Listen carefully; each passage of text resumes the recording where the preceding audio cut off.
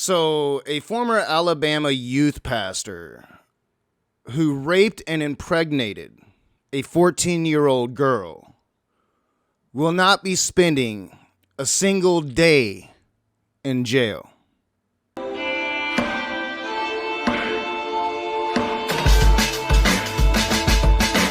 What is up, you heathens and demons, you sinners and saints, you beautiful, blasphemous bastards?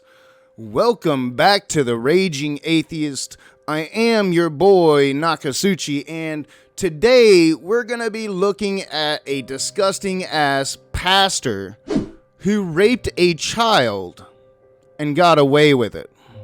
Before we get into it, I want to thank my patrons. You guys are the shit. I do have new patron slides coming. I actually had them completed, but Patreon changed again. So I've got to update the slides. Gonna have the new slides coming. Decided to keep Patreon around, at least for the next few months, as I'm making all of these videos for season 3. And you guys will be able to see them well before anybody else. Now, let's get to today's video. Now, in 2008, Jason Greathouse, a youth pastor in Alabama, was 24 years old when he raped and impregnated a 14-year-old child that was a member of his congregation. Now, Greathouse has recently reached a plea deal with Coffee County District Attorney's Office to where he pled down from a felony rape charge to a misdemeanor contributing to the delinquency of a minor charge. And I want to talk about that a bit, and I also want to hear from the victim. So Jason Greathouse, a former youth pastor in Alabama who now resides in Tennessee, reached a plea deal for 2 years of unsupervised probation in the rape of a 14-year-old child. Now, under the terms of the agreement, he won't even have to register as a sex offender. Now, why did the DA make this agreement? Well, because this is a very complicated story. A story that involves indoctrination. A story that involves a very young person in a very vulnerable position. A story that involves God and the patriarchy. And the indoctrination that a young woman marries the man she gave her body away to. This young woman was forced by her family, her mother, to marry her rapist. So the DA felt like this could lead to either a mistrial or even a non-guilty verdict. So instead of going to trial, he offered this plea bargain. And I have to say that there's something wrong in this country. Something fundamentally wrong when a rapist gets away with rape because his religion and the victim's mother said that she was the one that had been wrong. So for the rest of this video, I want to hear from the victim. I want to hear her side of the story. And luckily, I found that, and I'm going to share it with you guys. I met him through a Christian bookstore. My parents took me out of school when I was really young at 13 because I had an eating disorder. I was struggling heavily with that. So they said they thought it was best to homeschool at that time. And my mom went into the Christian bookstore in order to get a lot of resources for homeschoolers, which is quite a normal thing. And he had expressed that he was a youth pastor, and that he would invite me and my brother to come attend his church. All right, so immediately she is going to go into her story. And she's going to tell you that she met this man at a Christian bookstore, that she was going through an eating disorder. She was going through this really rough time in her young life. And her parents, her mother, yanks her out of school and starts to send her to Christian homeschooling. Now, parents are going to do what parents do.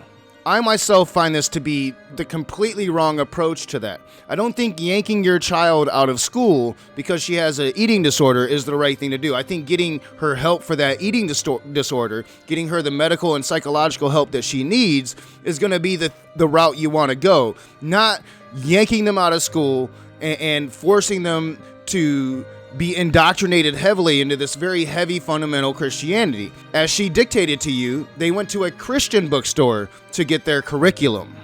And how does he go from just being a youth pastor to living with you guys?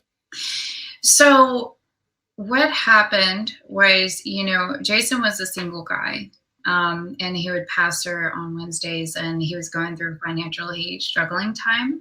He wanted to go back to college, so my parents, or not really my parents, but my mom opened up a room and said, hey, we'll rent a room to you for free so that you can go and kind of finish what you need to for school.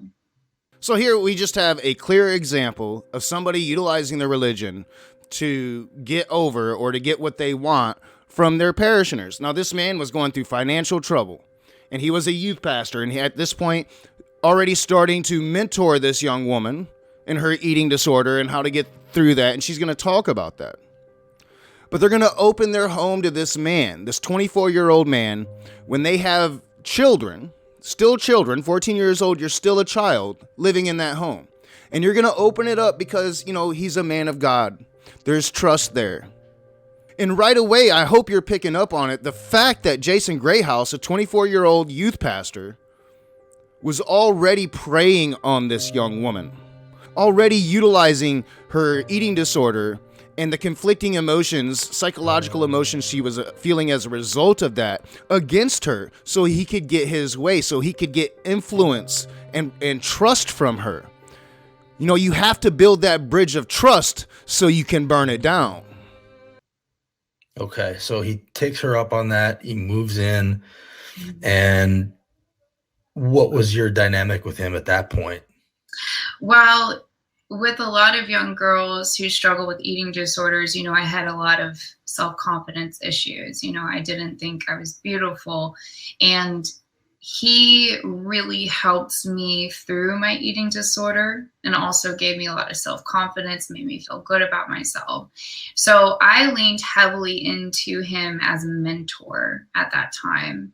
So here we had this 24-year-old man now living in the home, telling her that she's beautiful, that she's worthy, that God loves her, helping her through this difficult time. That's what predators do.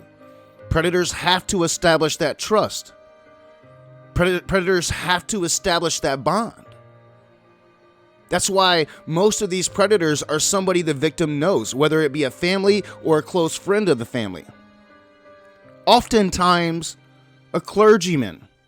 So it was a lot of wanting that validation and wanting that self-confidence and doing things and talking to him and trying to get closer to that person that was giving me the validation that I wanted at that time, to tell me, that I'm great and that I'm worthy and that I am beautiful and this and so on and so on. And he lived in the house. So and I was homeschooling myself through high school, or junior high at the time. I was in 8th grade. And he was just around all the time. He was just around all the time. Always validating. Always telling her that she's beautiful. A 14-year-old little girl growing up, trying to deal with this world and an eating disorder and all the problems that come with that. All the mental issues, the self-imaging issues. And you have this grown-ass man in a position of authority and trust, manipulating her, grooming her to be his own. Over time, I had, one thing led to another. And one night at my family's home, I lost my virginity to Jason. And I remember being so not understanding. Sometimes a lot of people in their first time, they don't even know what technically counts as intercourse and understanding what that is, especially as a child. And so when I told my mom, her response was, absurd now looking back. It's just, how was it? And a lot has been made about their response. And I think that it goes to show just where this mother's mentality was. This mother who was deeply fundamental, deeply indoctrinated into the patriarchy. A woman has her place and the man has his. A woman who's going to just ask her child, when her 14-year-old child tells her about the 24-year-old man living in their house, that she had sex with him. Well, there's not outrage there at the man. She's just going to ask her, how was it? And I think that this really goes to show you just how pervasive these religions can be. How harmful these religions can be. That they can turn parents against children. That this parent immediately saw her as doing something wrong here, and not the adult that molested her. Wow. And that as a teenager, we're taught in the church and just in general to save ourselves until marriage. And that was a concept that was constantly pushed on my brother and I. And also that if we did give our bodies to somebody, in the eyes of God, that's the person that we're supposed to be with. So it was mainly a thing where, it was my responsibility. If I was going to do actions of an adult that now I'm an adult, that I owe it to God and this person to make things work, because it was my fault that I gave my body to this man. Now, I want to say that a lot of Christians are a lot more progressive than this. But there is a problem with fundamental Christianity in this country. There is a problem with the church pushing upon children, young women and boys, that they are responsible when they give themselves away to an adult. It is this culture that we must fight against. It is this patriarchy that we must fight against. It is this indoctrination that we must fight against. She was made to feel guilty, and she was forced by her mother to marry her rapist. And her rapist husband, pastor, would impregnate her. A year later, she would divorce him. She would leave her mother behind. And now she's fighting this custody battle. Now imagine that. She has to deal with her rapist every single day because her rapist still has some custody. And now she has to deal with the fact that Alabama has let him off scot-free, that there will be no punishment for him. There will be no justice for her.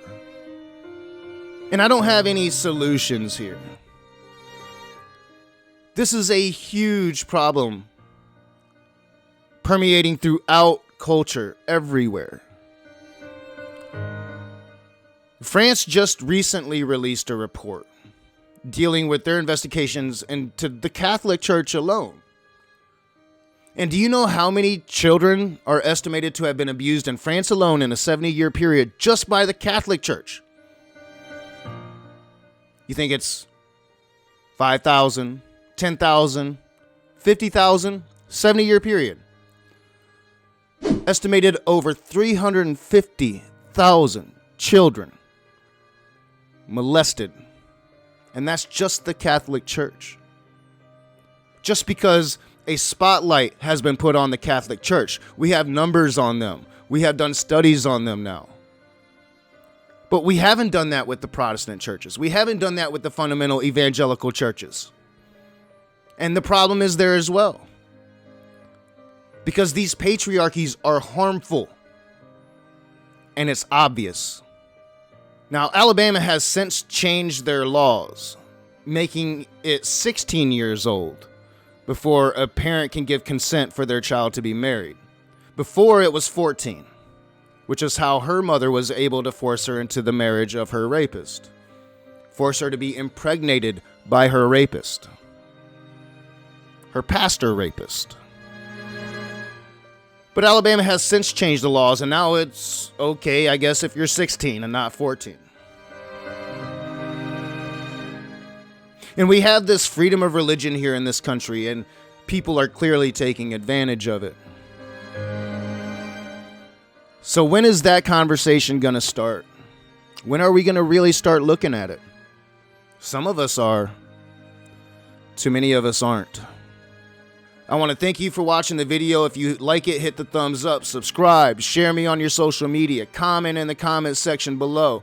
Hit that bell so you're notified every time I put out a new video. Eventually, live streams will be coming back as well. Thank you for your support. I'll see you soon.